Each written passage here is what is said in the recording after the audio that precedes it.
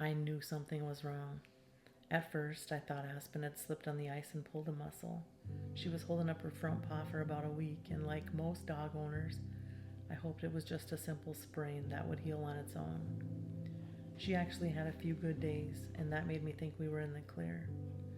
But then, out of nowhere, she started limping on her back right leg. Some moments she would walk on it, and other times she would hold it up completely. That's when my concern really set in. She wasn't playing like herself, she was sleeping more, and she'd whine in a way that told me she wasn't just uncomfortable, that she was hurting. I waited a few days thinking it might just be a soft tissue injury, but instead of improving, it started to feel like something deeper was going on, and that's when I knew we needed answers. When the vet examined Aspen, they started with her toes and worked their way up, checking her ankles, her knees, and her leg. Aspen handled all of that pretty well. But when the vet reached her hip area, that's when Aspen really started to squirm. That reaction was different, and it immediately stood out.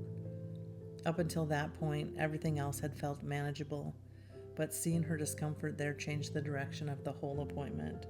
That's when we decided that the next step needed to be x-rays. We needed to see what was going on underneath the surface, especially in that area. You can't really fully evaluate just by touch. Waiting on those images was hard because once you reach that point, you know that you're past guessing. You're finally about to get answers. Once the x-rays were taken, the first thing the vet confirmed was that there were no broken bones. Nothing fractured, nothing out of place. And honestly, I felt a huge wave of relief, especially knowing that her hip wasn't broken. When she reacted during the exam, that was my biggest fear, so hearing that brought my anxiety way down. The x-rays also didn't show any major muscle tears or severe soft tissue injuries that would explain the pain on their own. There wasn't a single traumatic injury we could point to. But while it was comforting to rule those things out, it also meant that we still needed answers. Because if nothing was broken and nothing was torn, then something else was going on. That's when the conversation shifted from injury to growth.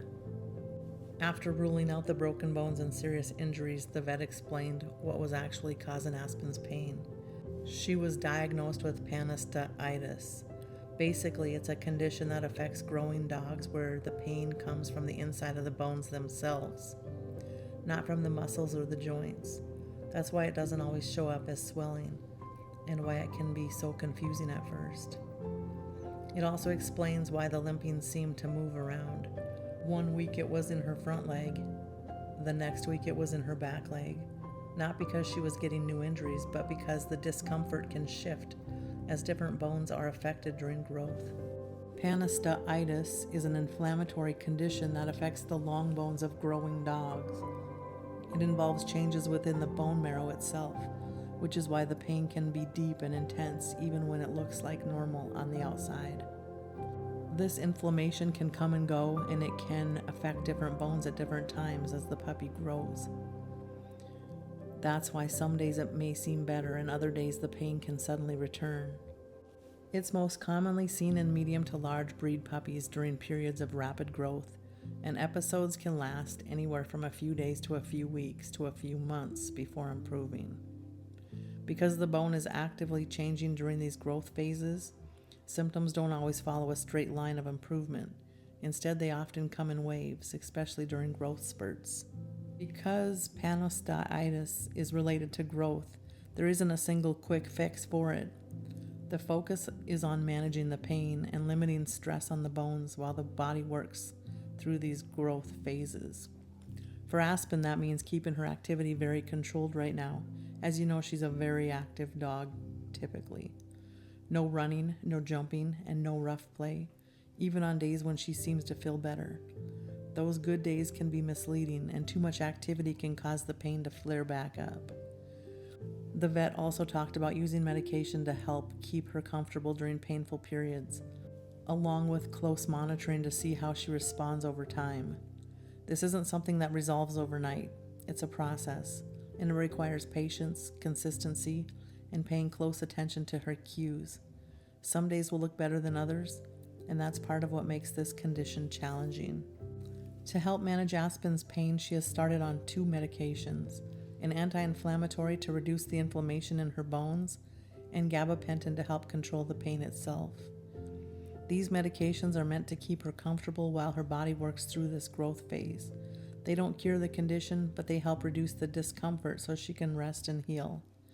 Right now, the goal is keeping her pain under control and watching how she responds to the medication. We're taking this day by day based on how she's feeling and how her body reacts. Because Aspen is on medication, she'll also be having lab work done to make sure her liver and kidney functions stay normal while she's being treated. That monitoring is an important part of keeping her safe during this process. We'll also be limiting her exercise. Instead of pushing her to meet a routine, Aspen will be the one setting the pace. We'll follow her lead on how much she can walk and how much exercise and activity that she can comfortably handle. That does mean some adjustments for now. She won't be going on vacation anytime soon, and we'll be keeping things calm and close to home while she focuses on healing. Right now, our focus is on keeping Aspen comfortable and letting her body do what it needs to do during this growth period. We'll take things one day at a time and adjust as needed based on how she's feeling. The vet also explained that panostenitis does not have long-term effects once the dog finishes growing. As difficult as this phase can be, it isn't something that follows into adulthood. I'll keep you updated on how Aspen is doing, and I appreciate everyone who's been checking in and sending support her way. Every time I go live, people ask how Aspen's leg is doing and how she's feeling. So having a puppy cam live stream on just makes sense. While she's resting, we'll keep it on. There's no agenda. It's simply a quiet place to come hang out, check on her, and keep her company. I really appreciate everyone who stops by to see how she's doing and support her while she recovers. Thanks for being here with us. We appreciate you.